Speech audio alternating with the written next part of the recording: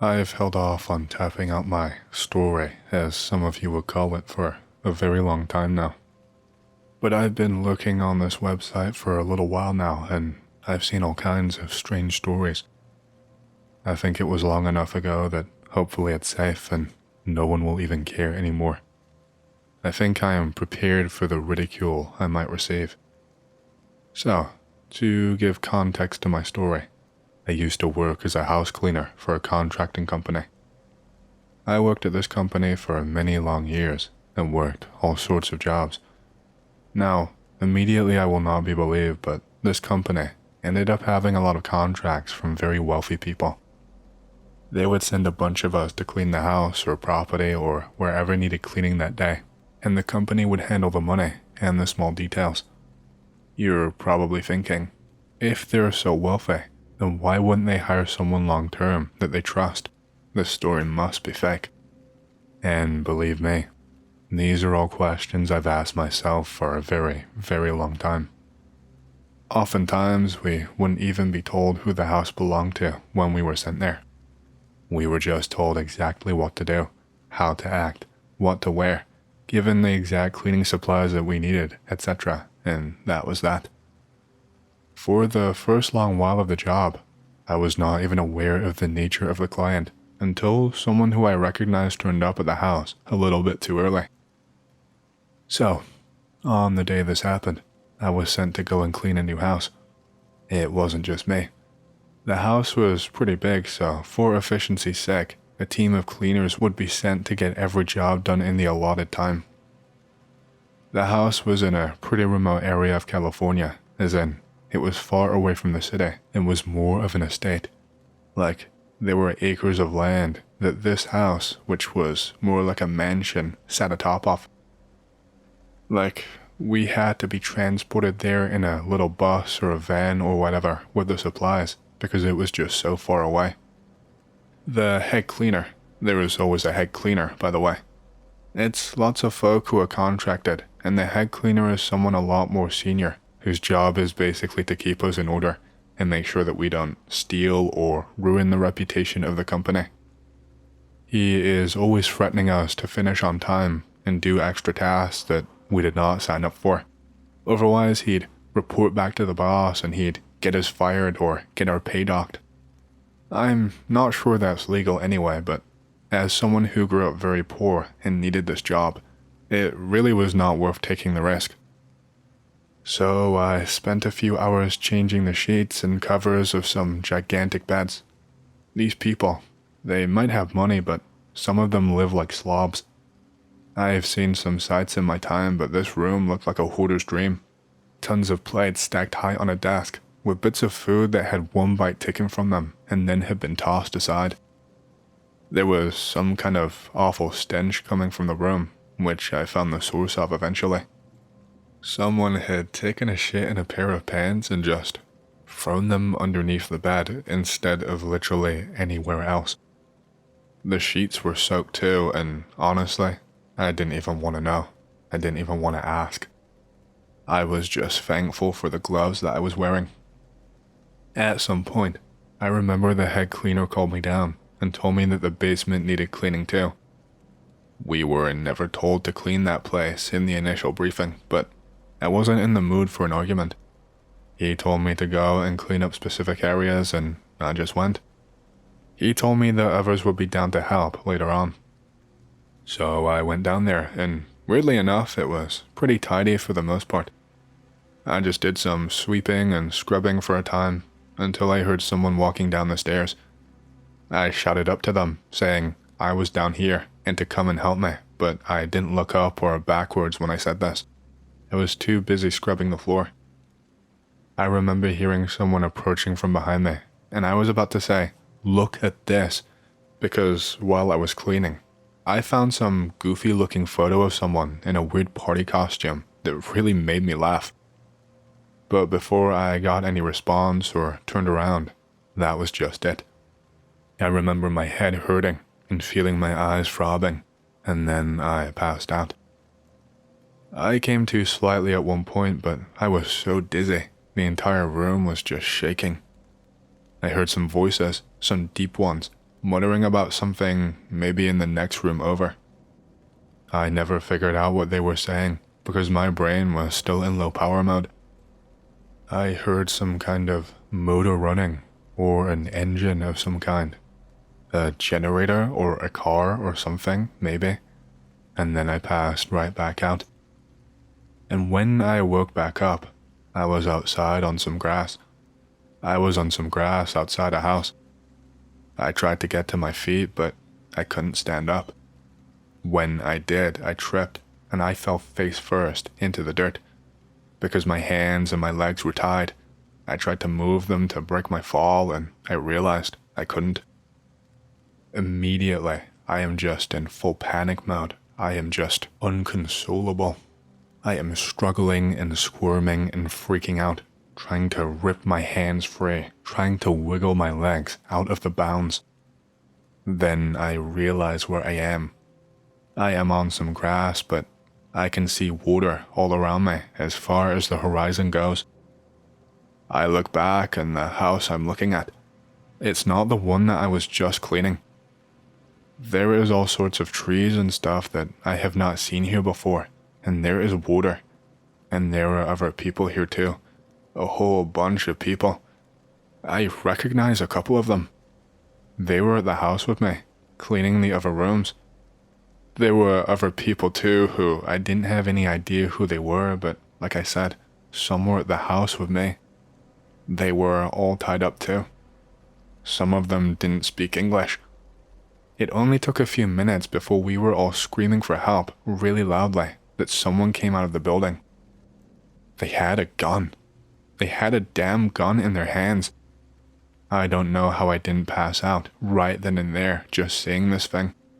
Multiple people came out with guns. They were all wearing these suits and bits of clothing that looked so incredibly expensive, but they had their faces covered. They were wearing these black masks over their head and face, which obscured all of their facial features. The only thing visible were the eyes and the mouth because of the holes, each and every single one of them. They were armed, like I said. Some of them were carrying guns, some of them were carrying hatchets, knives, other things like that. We were all crying and screaming and asking for answers, asking why we were tied up, why we were here, what they were doing with us, etc. And at one point, I guess one of them just got tired of waiting, and they just shot a few bullets in the air and told us to shut the fuck up. I really didn't process what the guy told us. My brain was in self-preservation mode. I was doing my best to come up with any kind of plan, but how could I get away when there was water surrounding the land that we were on? I remember bits and pieces. I remember being told that they were going to cut us free, and then that we had 5 minutes to run. I don't know what they meant by run. And then they told us that whoever wins will receive a big prize. Again, I don't know what they meant about win or what we were even supposed to do. He talked for quite a time more than that, but those are the only two bits that I remember. And after that, all I remember is having the ropes tied around me, cut loose, and I ran away as fast as I could. I took a quick look back as I was running, and I saw one of the men who they released. He walked up to them. I think he tried to punch one of the men with guns, and oh god, I remember seeing him drop to the ground after a loud bang. This sent everyone running even quicker than before. I just bolted as fast as I could into the trees in a straight line. I was expecting to hear more gunshots ringing out, but I never heard any. My heart was beating out of my chest, and the only thought running through my head was, I might get shot and drop dead any second now. The ground was really uneven, and I ran for a while through some trees. I am not exaggerating when I say I was a few seconds away from falling to my death. I was just on autopilot, and it took me a second to register that there was a drop. I ended up dropping to my hands and knees, and I just spent a minute or so panting and trying to catch my breath. The only conclusion I could come to, looking out over this drop and seeing only water for miles, was that I was on an island somehow. I couldn't be sure because I couldn't see the other side, but I couldn't see any land for miles. It was just water, and there were no boats or ships nearby. Just water, no other land. It didn't make sense in my head at all. I was just in California, cleaning a property. How long was I unconscious for? And this place, it obviously didn't look like anywhere near the coast. I knew I didn't have time to just sit there and think, so I got up and started running again. There was this man running behind me, but he was quite a big guy, so he was a few steps slower than me. He was out of breath, but still trying to ask me all sorts of questions, like I had the answers. I remember I was speeding up because I heard twigs snapping nearby, and he begged me not to leave and to keep running with him. But I got up to some higher ground, and there was a little nook with lots of tall grass, and I just hit the dirt. I couldn't run anymore. I just had to pray to God that I was concealed enough. I could see out through the grass. My vision was a little bit obscured, but only partially. Thankfully, the clothes that I had on, they didn't really stand out against the grass, so I think that helped me a lot. The man kept running for a while in my direction, but eventually I saw someone just on the edge of the tree line. They were holding a gun. I'd heard tons of screaming the entire time I had been running away. I hadn't heard any more gunshots up to this point, aside from that very first one that I saw. This man, the man with the mask on and the gun, he just jogged towards this bigger guy. There was no way he could get away, and he was still just shouting around and begging and pleading for help, saying, "Please don't let them get me." I knew he was talking to me, but I was so frightened. I didn't want to die. So I stayed hidden, and I watched. I watched as the masked man got a little bit closer, and he seemed so calm. He even dropped to just a casual walk by the time he was close to this bigger man. He actually started laughing. Like he found the entire situation hilarious, and he told the guy not to bother running anymore. He told him this in between laughing. The bigger guy obviously didn't listen. He was frightened to death. Then I heard the gunshot ring out, and the bigger guy toppled to the ground and started shouting and writhing. I thought he was dead right then and there. I thought the masked man was going to put a few more bullets in him and then move. But the bigger guy on the ground was still alive. He was bleeding, but only from his leg it looked like. All he could do was cry and curse and try to shuffle away from the masked man. All I could do was throw my hand over my mouth and try to stifle my tears as this masked man, he toyed with this guy. He was laughing at him and kicking his leg where he shot him, telling him all of the things he was going to do to him. He got really, really strange. Started explaining to this man in gruesome detail how he was going to bite him and rip off bits of his skin, and it made my heart sink. Because I knew this wasn't a dream. This was actually happening right in front of my eyes. Then this masked guy, he takes the gun and he ejects the magazine, and he just tosses it away really far. It actually flew over my head. I was so scared it would hit me and I would give myself away. And then he proceeds to do the same exact thing with the damn gun. I didn't understand why until he removed his mask. I saw his face for the first time, and it was no one that I recognized. I had never seen the man's face before in my life. He then proceeded to pull out a knife and started cutting himself up, just all over his body. Once he made the first cut in his cheek, I winced and closed my eyes because I couldn't really look anymore. It made me squeamish. I held my eyes closed tight and I heard weird sounds. I heard some kind of squelching and shifting sounds. I heard the previously masked man making some kind of moans, as weird as that sounds. He was making sounds like he sounded like he was in pure ecstasy. I remember hearing the man on the floor, a scream coming from him, and then I heard some very heavy breathing coming from the masked man. I opened my eyes back up to see what was going on. I just couldn't help myself. And his face, it was different.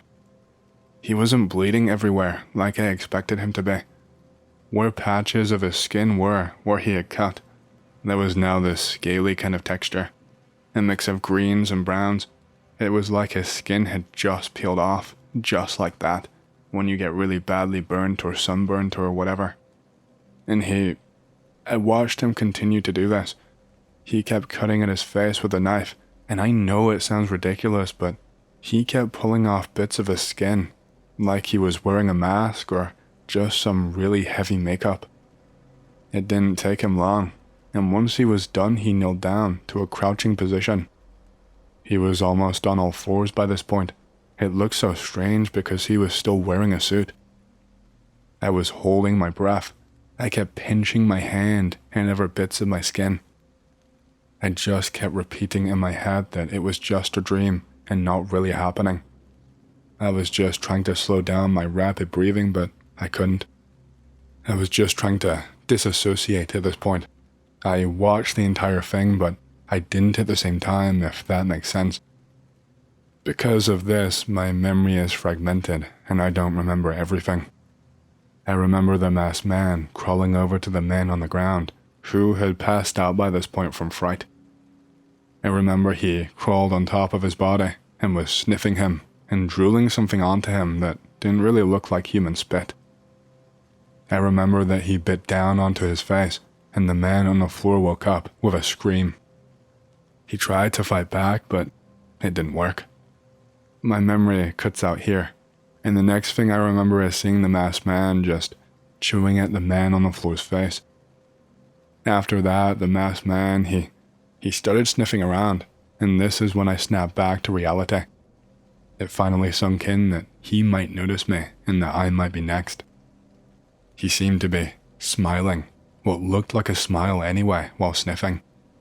He got close to where I was, but eventually he just left.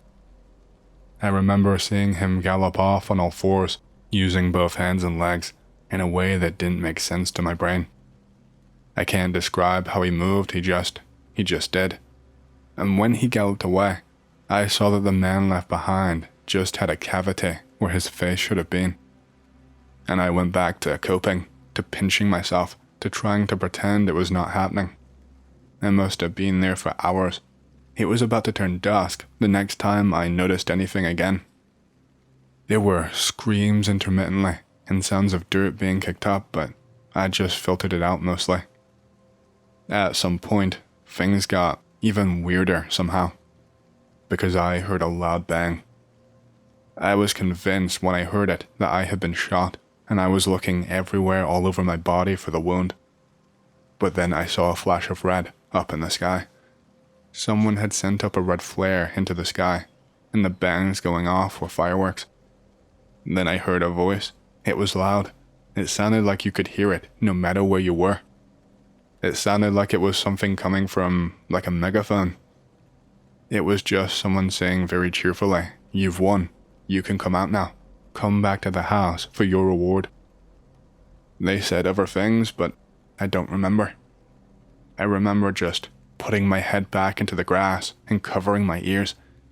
And around 5 minutes later, I felt a hand grab me by the hair and start pulling me along the dirt. It was one of those assholes in a mask. He pulled me the whole way back because I refused to stand up. I refused to uncover my ears and raise my head. I tried to hit him and kick him, but he just smacked me with the butt of what I think was a pistol. When I had finally stopped being dragged around, I refused to lift up my head. I just curled myself into a ball and waited for the gunshot. All I could focus on was my legs that felt like they were burning from being dragged through grass and dirt. Someone grabbed me by the hair again and forced me to look upwards. There was a dining table set up outside. There was cake and all sorts of exotic foods, seafood, anything that you could imagine.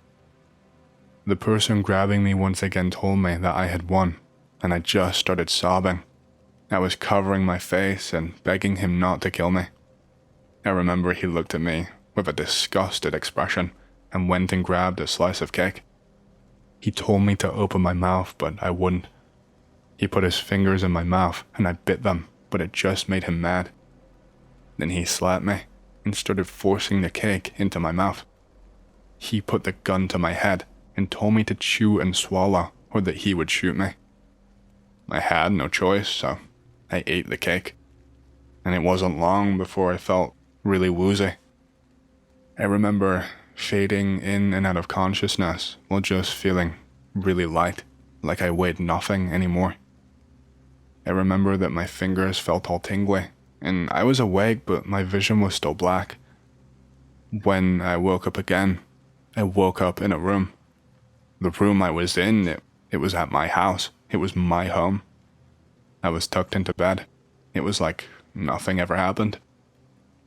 I've struggled since then. I've struggled to come to terms with it.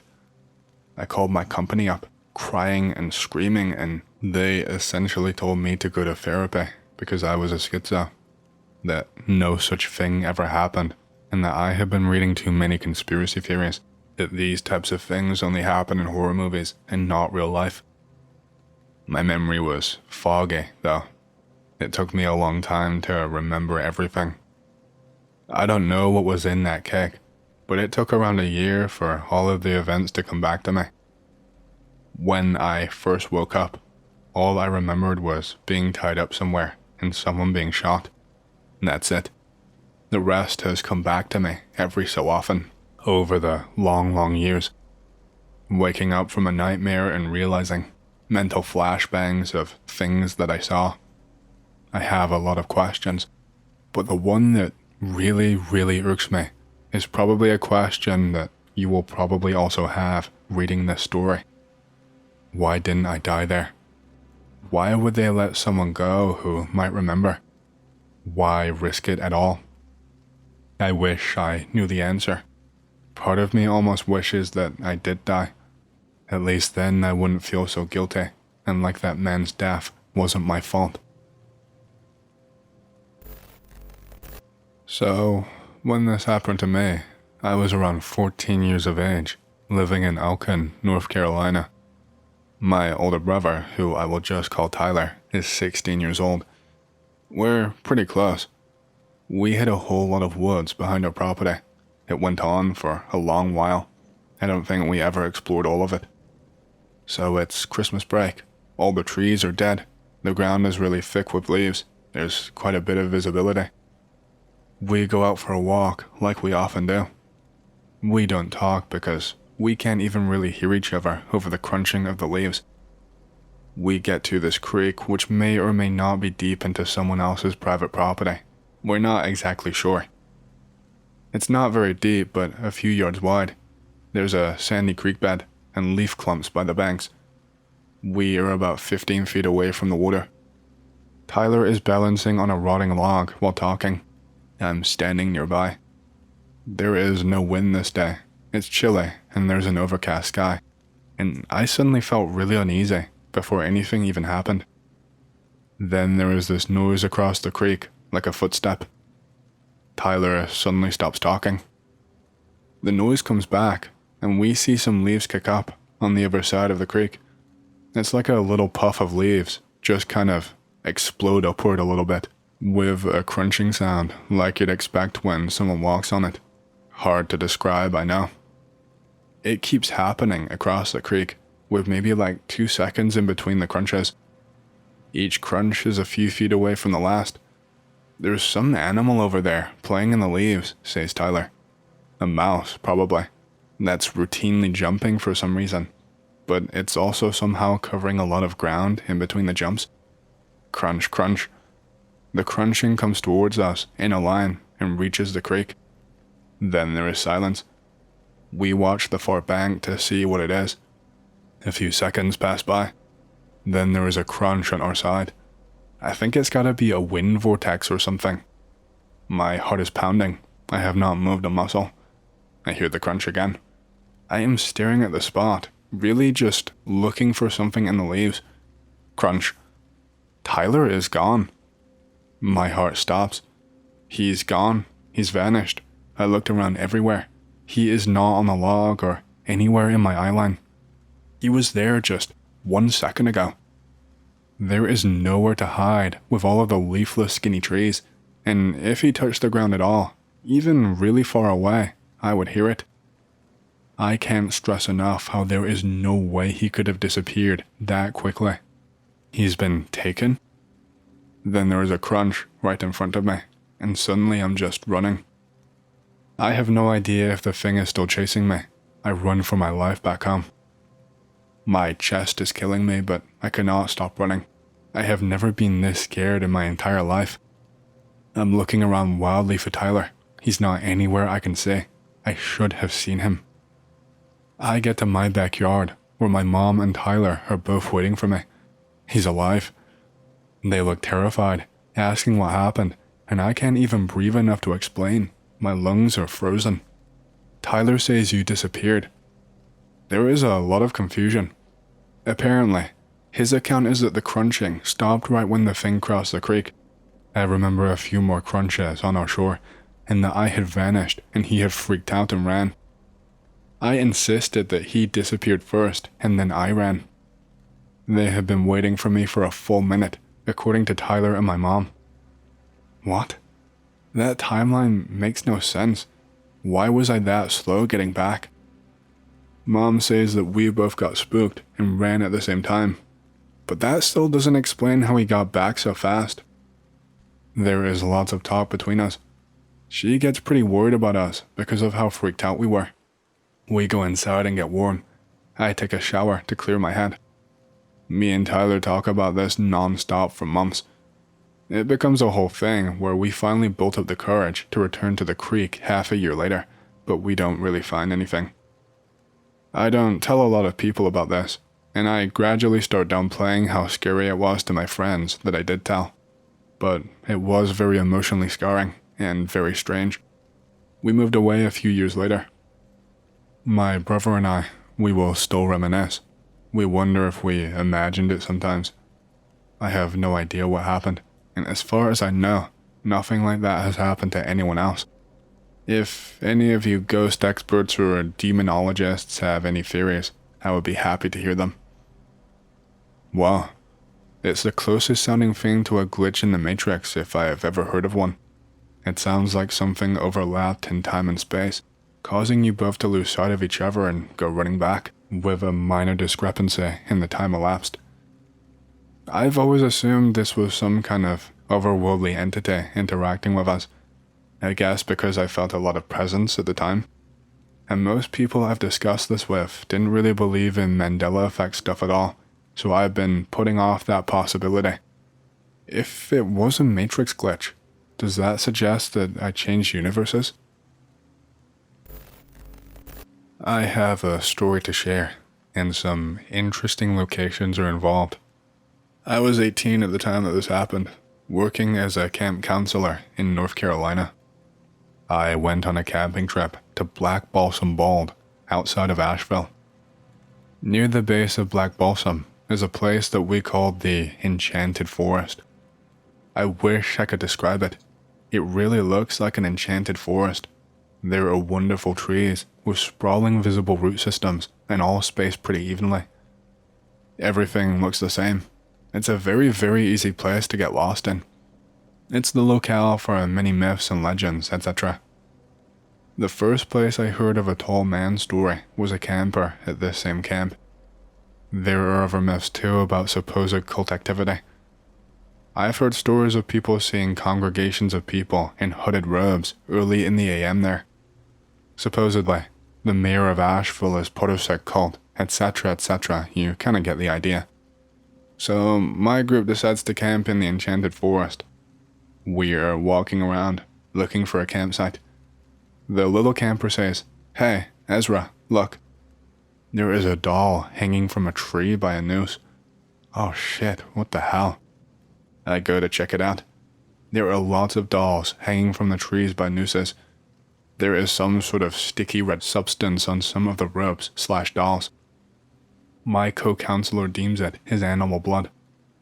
I am not so sure about that, but he was a general wild man, so I trust his opinion more than mine. Most of the group decides that we should camp elsewhere. I protest. I convince everyone that it's okay. We set up camp a good 20 meters away from the creepy dolls. Later that night, I am getting ready for bed. I hear gunfire and yelling out in the woods. It's probably just some damn hillbillies. But that's not likely, as we are in a national forest, no guns allowed. The co-counselor and I decide to sleep in shifts. He takes first watch. He wakes me up when it's my turn. He tells me it's been dead quiet all night. I am happy to hear it. I take my turn. I am waiting around the fire, watching, getting generally creeped out. It's a creepy place at night, aesthetically anyway. I think I hear laughter. My rational mind says it must just be the wind. I definitely hear footsteps and voices behind me. Oh shit, oh shit. I turn around and shine my flashlight. I can see 2 figures. I say to the people that I can see, "Hey, we've got a campsite here. Would you mind going around?" They stop moving. I get no reply. My heart is just pounding. Hello? Finally, one speaks. It just says, "We're hunting." It's this shrill female voice. It still gives me chills thinking about it to this day. "You can't hunt here. It's a national forest. Please, we have children here. Just leave us in peace." It's a male voice this time. It says, "Ignorant. We hunt where we desire," or something like that. They stand there for what felt like hours. Finally, they simply leave, wordlessly. They just turn around and go. But the whole time they stood there, they were just staring at me and glancing around the camp. I didn't sleep for the rest of that night. I didn't tell anyone what happened. When my co-counselor finally wakes up, I tell him I'm going for a shit. Secretly, I go to where I thought the dolls were. The dolls are gone. The ropes are still hanging. I think screw this. I run back to the camp and I start packing up and I nope the hell out of there.